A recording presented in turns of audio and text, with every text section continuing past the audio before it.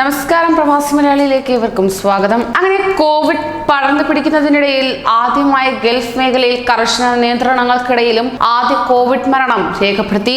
ഗുരുതരാവസ്ഥയിൽ ചികിത്സയിലായിരുന്ന 65-കാരനായ ബഹ്റൈൻ സ്വദേശിയാണ് മരിച്ചതെന്നാണ് ലഭ്യമാകുന്ന വിവരം.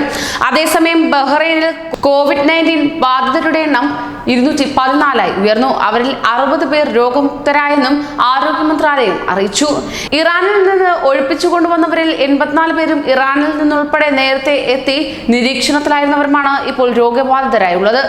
COVID-19 പശ്ചാത്തലത്തിൽ ഇൻഡോർ കായിക പരിപാടികളും നിർത്തിവച്ചതായി യുവജനകാര്യ മന്ത്രാലയം അറിയിച്ചു. ജിംനേഷ്യങ്ങളിലെയും സ്വിമ്മിംഗ് പൂളുകളുടെയും പ്രവർത്തനവും വിലക്കിയിരിക്കുകയാണ്. അതോടൊപ്പം തന്നെ കൊറോണ വ്യാപനത്തിനെതിരെ രാജ്യം കൈക്കൊള്ളുന്ന നടപടികൾക്ക് വിഘാതമാകും വിധം അഭ്യൂഹങ്ങൾ പ്രചരിപ്പിച്ചതിന് 2 പേർക്കെതിരെ നടപടിയും രേഖപ്പെടുത്തി. സ്വദേശിയെയും വിദേശിയെയും സൈബർ ക്രൈം വിഭാഗം ചോദ്യം ചെയ്ത ശേഷം പ്രോസിക്യൂഷന് കൈമാറുകയും ചെയ്തു. ഔദ്യോഗിക സ്രോതസ്സുകളിൽ നിന്നുള്ളതല്ലാത്ത വാർത്തകൾ പ്രചരിപ്പിക്കുന്നവർക്കെതിരായ ശക്തമായ നടപടിയുണ്ടാകുമെന്ന് അധികൃതർ മുന്നറിയിപ്പ് നൽകി.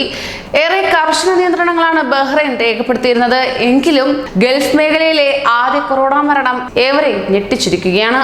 കൂടുതൽ പ്രവാസി വാർത്തകൾക്കായി ഈ ചാനൽ സബ്സ്ക്രൈബ് ചെയ്യൂ.